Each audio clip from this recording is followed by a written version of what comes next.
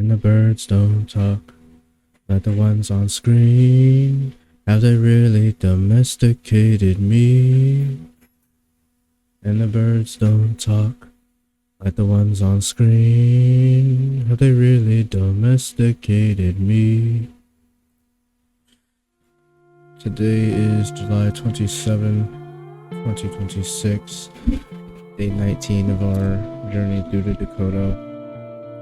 I have just meditated as well, and today I think is going to be interesting. So, here's the situation. During meditation today, I didn't meditate over, with the same questions that I've been meditating over today. I took a page from Uncle Iroh's book and I asked God I asked God if I could sit in his presence and he could tell me what it is that I really want. Like, truly, what do you want and who do you want to become? And I think that I had an idea of that, but every time that I would do it and every time I think about it, it's like, well, I want to be a husband, I want to be a father, I want to be this, I want to be that. And there's something that was missing. As well, I believe that I do want those things in time, of course, and all that good stuff. And while I do believe that I want everything to work out, and I'm trying to believe that things will work out no matter what the situation is. Here's the sad part. The sad part is that if you were to ask me, right? If you were to ask me what it is that I want, it would only be, I want to be a husband, I want to be a father, I want to, it's turned into these things. It was no longer about my writing. It was no longer about, I want to help people do my writing. I want shows. I want movies. Like, and it had me wondering, when did I decide that reality was the place that I wanted to be most of the time?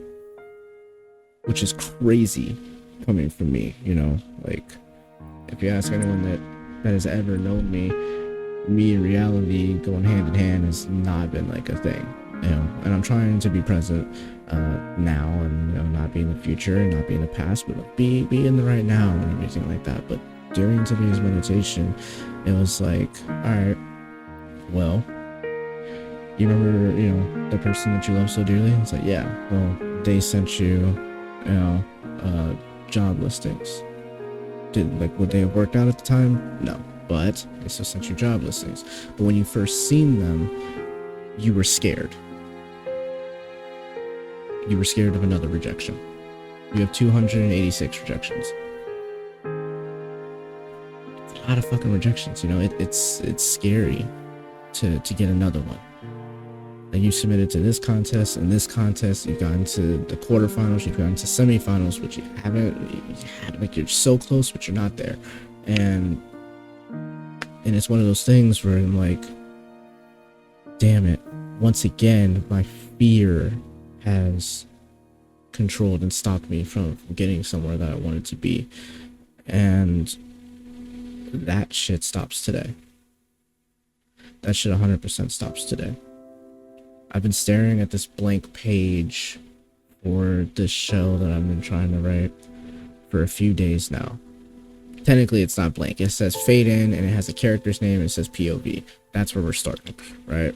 I know how the episode goes. The episode is written right here. It's in here. Like, I know how the episode goes, okay? I know how it goes. I know the characters. I know all this stuff.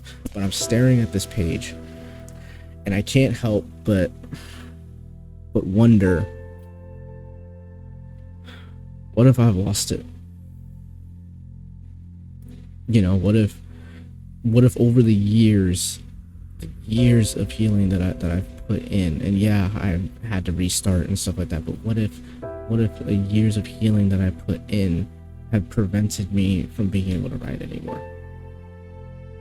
That's a legitimate fear that I had have, but whatever. And so the hard thing is sitting there in God's presence, asking him, like, well, what is it that I really want? Like, deep down, what is it that I really want, God? And he looks at you and is like, you have always known what your purpose is. You have always known what it is that you really want to fucking do. I doubt God cusses, sorry, but like, you've always known this. You were a mentor in this, like, in this topic. You helped people get there. Like, why do you have such a hard time believing that it's for you? Why are you so afraid?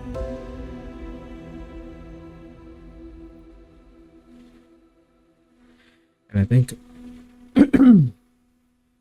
sorry, that thought gave me anxiety and then I fucking coughed. That's crazy.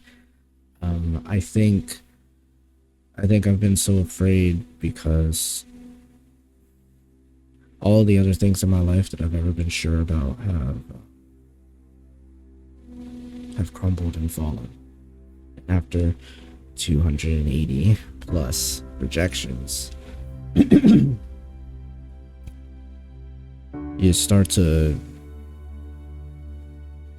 question if you really got what it takes. You know, you move in different directions, but every other direction leads to you hating yourself, leads to you thinking that you're a bad person, leads to you thinking all of these negative things about yourself, and it's all because part of you was slowly giving up on the one thing that gave you breath. See, I was no longer finding happiness within myself, so I went out to find it in other people. And luckily, I chose really good people. But sometimes I didn't choose good people, you know? And I think that was the lessons that I had a hard time learning at the time was, hey, these people are not good for you. You have to let them go. Hey, this situation is not good for you. You have to let it go. But because I'm so fucked up by abandonment issues and all of these fears that I have in my head, and I'm so uncertain of myself, I'm so mean to myself. Like, I'm not kind to myself at all. Because of all of these factors, I allowed people in my life that shouldn't have been there longer than the fucking chapter that they were there. I push people away. I do these things, and they weren't intentional. No, I don't intentionally push nobody away. It was just like, oh shit, what if they deserve better? What if they deserve better? Because if I myself can't find the love for myself, why could I, or how could I expect them to do the same? And it's like, well, they already love you. It's like, well, yeah, but maybe someone's better for them. And I think a part of me still feels that way. A part of me still worries about that. Because it's not just a feeling, it's a worry. It's like, oh my God, but what if that is true? What if there really is somebody better, like, out there? It's like, here's the rational thought. Is there somebody better out there? Most likely. But they wouldn't be me. You see what I'm saying? Like, is there somebody better out there?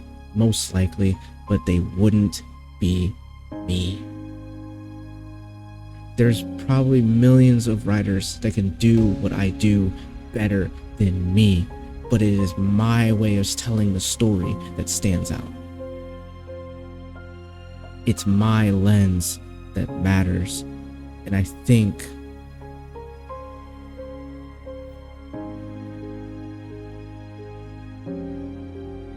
oh my God, I think that's what self-love is. I think that's what self-love is. That's being able to look at yourself and say, this perspective is mine, this life is mine, and that's beautiful. No one else could replicate this.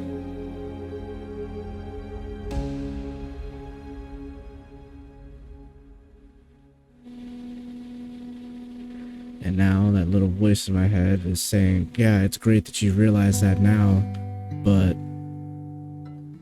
what if it's too late? And you know what? I don't think it's too late. For the first fucking time, for the first time in 19 days, for the first time in 19, really 20, but like for the first time, I don't think it's too late. I don't think it's too late.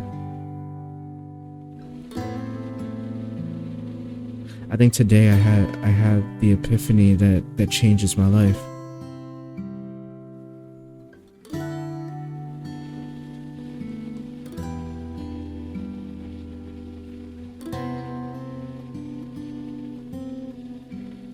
I'm no longer blocked behind the walls. The walls built of fear, built of sadness, built of all these things. I dismantled those walls and I walked away from them. I haven't put them back up. I'm vulnerable. I'm fragile. I'm the most fragile that I've ever been in my fucking life. Believe me, it is rough, but I'm fragile now. And dismantled those walls. Kept it going. Got to the tunnel. A tunnel so dark. And then hope lighting the way, but also making me very aware of the darkness around me. I got through the tunnel. I found the breaking point. And then I shattered. You know, and then you shatter. You shatter.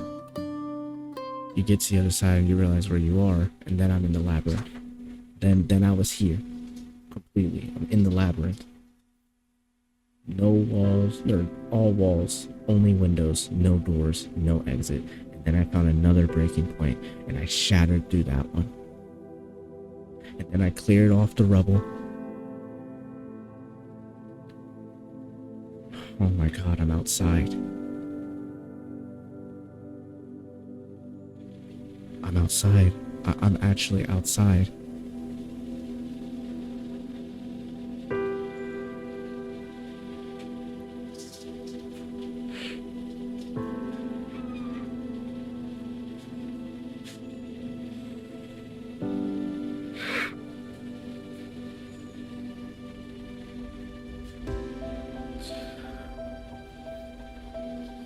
Holy shit. It's one of those things that you don't think it's ever gonna happen.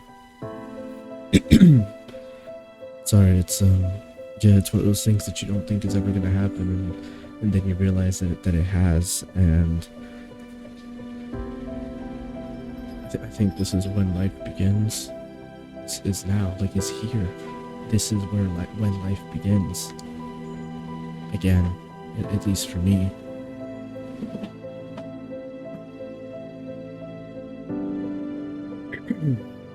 Okay, principal. Oh, alright, Dad. Don't worry about it. Principal, right. So sorry. Holy shit, this was... Oh my gosh, that's it. Wow, my life really gets to begin now. It gets to begin again now. And you know something? I don't feel afraid. I don't feel afraid.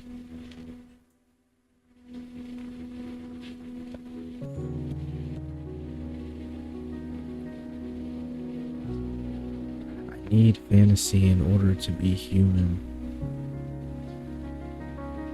I needed my ambition back. I needed to know that I'm still worthy of carrying this dream. I'm still worthy of making it. More than just people telling me.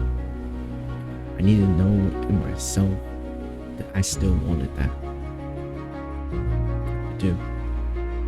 I really do. So today's principle,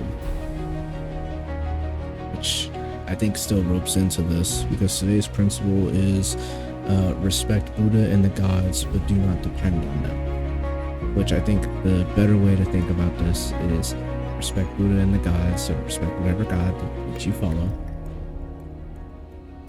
but do not count on their help.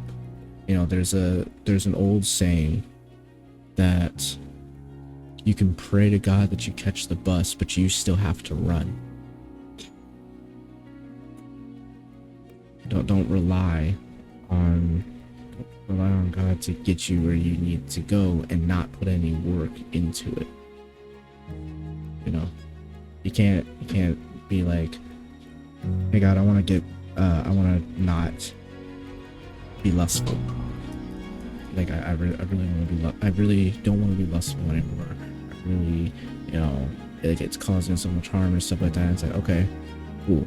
But then he gives you opportunities to not be lustful, and you continue to make the same choice. You see what I'm saying? Like it's not just a, all right, I prayed over it, that's it, it's on his doorstep now. You have to do the work. You have to make the conscious decisions. You have to.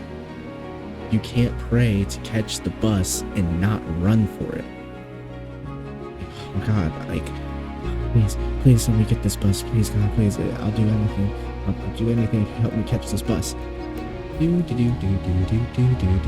man, that's a really nice building. What a beautiful day. You have to run for it.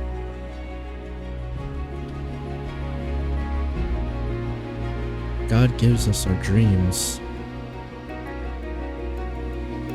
God gives us our dreams and our purpose, and we know what our dreams and our purpose are. And the only person stopping us from getting there is ourselves, because sometimes we don't continue to run. Things happen in our lives and then we run away, but we have to run towards no matter what.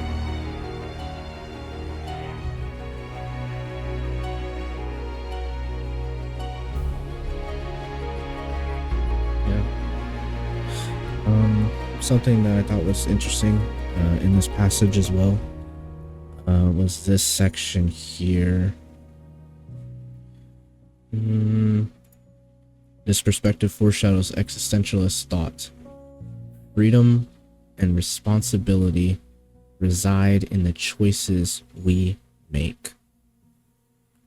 By trusting our competence, let me say that again because I can't speak fucking English apparently. By trusting our competence and discernment, we attain authentic empowerment. Musashi reminds us that seeking answers outside of ourselves fails. Real authority begins within. And I think that does ring true. I've been searching for answers outside of myself for a very long time. Even when I didn't think I was. Like, as we know from the series, like, okay, don't put blueprints on reality. It's like, I don't do that. What does that even mean? Like, what? And then you realize, like, oh yeah, I sent this text. Oh, they're gonna respond like this, and then I'm gonna respond like, oh wait, it's not reality. So then reality doesn't happen that way, and you're devastated, right? You had a blueprint on reality. I did that. I've done that for years, for most of my life, probably. And again, we've worked through it. I don't think like that anymore. You know? And today I get a second chance at life. I'm still choosing to be hopeful for other things. I'm still choosing to continue not just this journey, but my own journey, to continue writing, to get back into writing, to allow myself to be there, allow myself to chase it again. Like, what do I have to lose? And, you know, I think part of it comes from a place that I'm in. The energy here, the feelings, all the memories that have happened here, everything. I think it's been extremely hard. But as Musashi says, being different to where you live, I can't continue to allow my environment to dictate my mental state. I can't allow that to happen anymore. And so, life starts now. Like, my second life starts now. Maybe that's what I kept feeling. For a long time, I felt like I was running out of time, and I was convinced that meant that I was gonna die. And maybe it was. Maybe it was, hey, you're running out of time for that version of you. This version of you is going to die.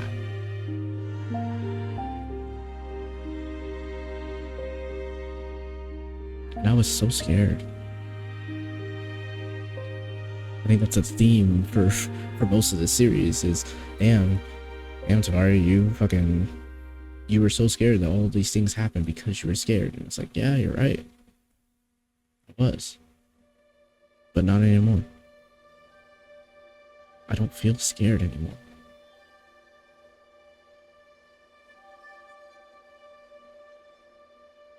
How fucking freeing is that?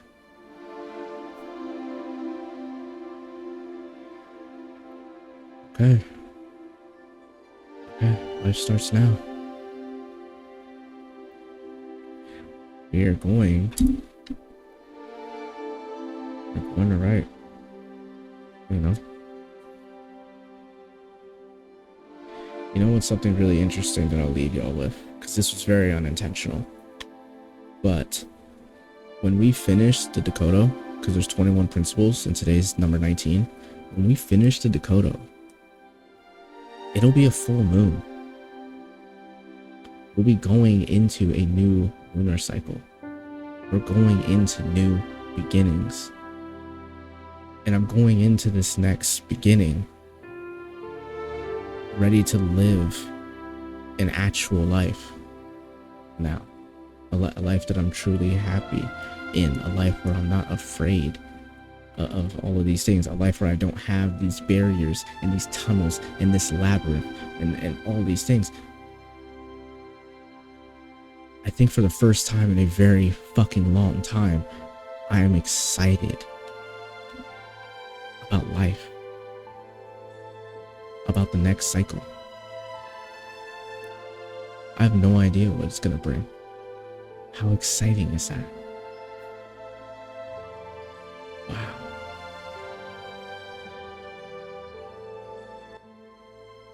I'm not the same guy that I was on day one. I'm not the same guy I was on the prologue. I'm not the same guy I was early July. This month has been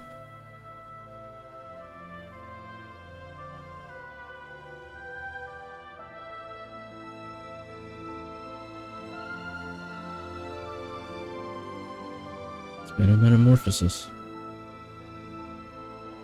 And I think I'm coming out of the cocoon. And I used to say, I hope that I'm a beautiful butterfly when this is done, because all of this pain has to be worth it. But now I feel like I'm coming out of the cocoon, and I don't have to worry about if. I will be. Instead, I am. Wow, man. Holy shit. What a fucking realization today. What a fucking realization today. Holy hell.